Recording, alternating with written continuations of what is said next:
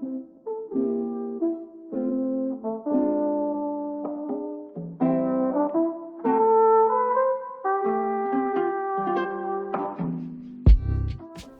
and welcome to this detailing video for Shimano DI2. The first thing you saw there was that I put a chain measurer on the chain because you don't want to be cleaning the chain that's already stretched out. So as with all of our detailing, we first of all we get stuff into the ultrasonic cleaner. So initially we put the chain in there. We'll now take off the cassette and we'll put that into the ultrasonic cleaner.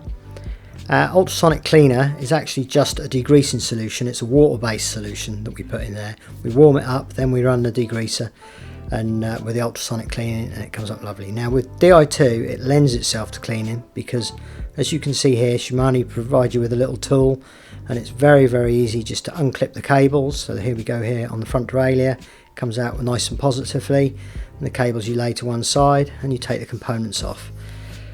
Now I personally never put derailleurs DI2 into an ultrasonic cleaner, although they're supposed to be water resistant, and I'm sure Shimano invested millions of pounds into making them absolutely watertight.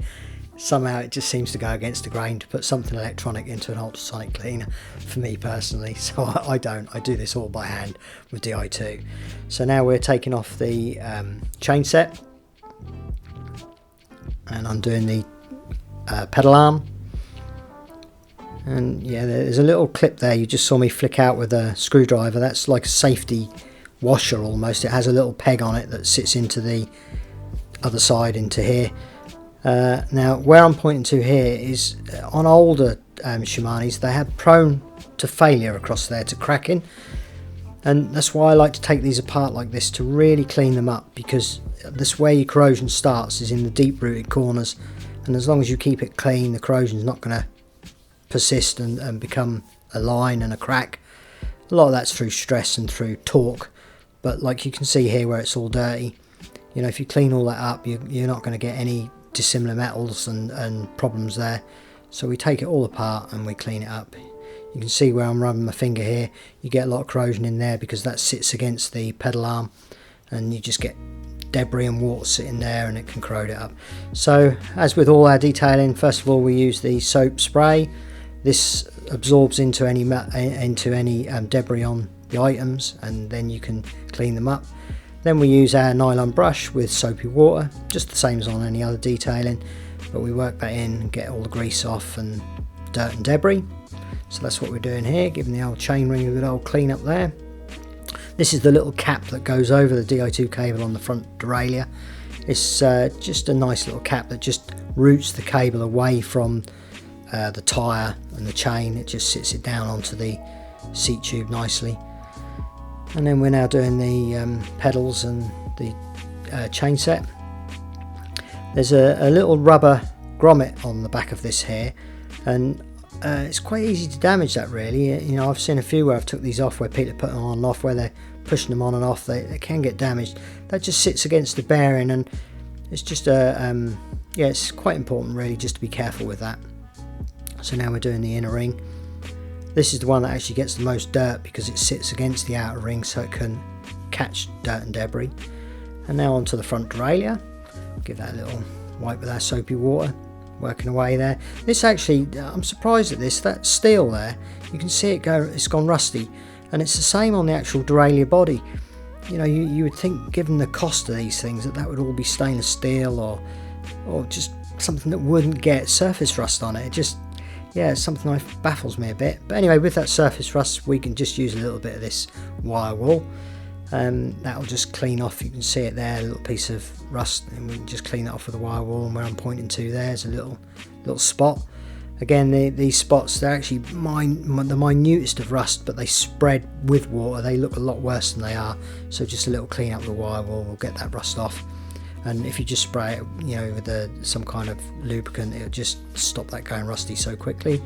And then to get in right in the areas, I use various different nylon brushes. So this is our normal one, and you just saw previously our long nose wire brush, nylon brush that gets deep into that front derailleur. Now we're working on the rear derailleur. This actually hasn't been cleaned. This is a fairly new group set, so it hadn't been cleaned very much before.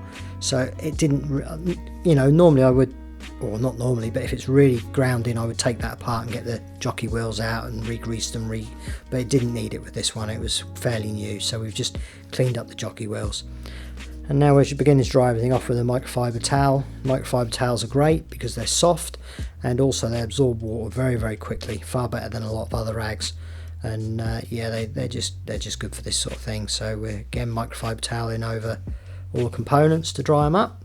And again, all the time this is going, we've got the stuff in the degreaser and the ultrasonic cleaner, the chain and the cassette, so they're buzzing away in there nicely, and they'll come out almost fresh when they come out. So that's the pedal arm there and the pedal. You can see it's beginning to reflect the light a lot better and looking a whole lot cleaner. So yeah, that's all looking quite nice now. And you know, this is quite time consuming really, but you just got to be patient and work your way through and just get them nice. And the nicer you get them, the longer they'll last, and also the nicer your bike will look. So we're now giving this a little dry up. This is the front derailleur again. You can see it's beginning to reflect the light nicely.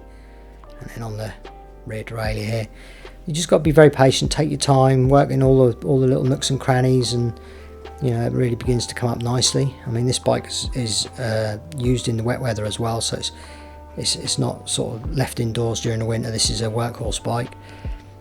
And now out come the parts from the degreaser. Because this is a water-based degreaser, we then again use our soapy water once it's been in there and give it a little scrub. We're using a brass brush there, which just gets, you know, really in when your nylon brush may be too soft. On these parts, obviously they're not parts that you're panicking to keep for years and years and years nice, because they do wear out, so a little brass brush on there doesn't do it any harm to get them clean. So yeah, we go through all 11 cogs, and I must admit this is the part of the job I hate the most, is cassettes. They just take yeah, they take a long while, don't they? But anyway, we're cleaning that up, getting all the grease off, and of course they're the bit that gets the dirtiest as well. If you're oiling the chain, if you use a wax chain, you're not going to get as much debris on these. But my experience of wax chains, if you're using them every day in the wet, they don't last the wax doesn't last as well as during the spring summer months. In the spring and summer, I always wax my chains. It's just far better for everything because nothing gets as dirty. But in the winter, I do switch over to oil on my main bikes, and yeah, it's just a little bit better. So now we're beginning to put things back together, and yeah, then go the bolts. Now I think this has been edited slightly the wrong order there, but we always use copper slip on those to wind them in. Copper slip I tend to use on non-moving parts where I don't want corrosion to sit in there. So these are torqued up, and they don't move after that. So if you put a little bit of copper slip on there, it will stop the corrosion from sticking those parts together, so you can always undo them. And then on there you saw I used Shimano grease on the shaft that goes through there, and again on here on the spines, Shimano grease. There's that's the little washer I was telling you about, the safety washer. And go the bolts. That Shimano grease that I just wiped over there was actually access on the like a pre-tensioner bolt. That was the access that was already on there from manufacture, so I just wiped that on the threads. And then we torque up these bolts, and on goes the derailleur. Now, providing you get these all in the same place they came off, you really don't need to readjust DI2. It's quite easy to fit. Now I always use the pedal arm here to line up that front plate, and then you know that you've got everything in line where you need it to be. And then on the other end of this tool is the refit tool. You push those in, they go with a nice little click, and they're in. And then replace that cover, which again will stop that cable catching on anything. And a little bit of grease on the derailleur hanger, and then goes the derailleur torqued up and the wire clipped in. And then we should pretty much be there with the electronics of this. So just give them a little test, and everything's working perfectly. And then now this is just normal everyday grease I'm using on here. It's just a white grease, and I always do this with my cassettes. Again, it just stops that dissimilar metals properties, stops any corrosion, makes them easy to remove. And then you put on the lock ring, torqued up the same as everything else, and that cassette is now ready to go, and will come off again easily next time. A little bit of copper slip on the quick release. This is actually one of the few moving parts I do use copper slip on, but it also just means that it will slide through the axle a little bit easier. So that's on. Quick release on the brake there going back on, chain going back on. I always thread these from the top because it just reduces the amount you're going to tap on that top of the frame there. And with a quick release link, that goes back on, and then we're ready to oil that. So I'm just oiling the chain now. I always use a spray oil because it's quick and easy with a rag behind it. Wipe it over and we're done.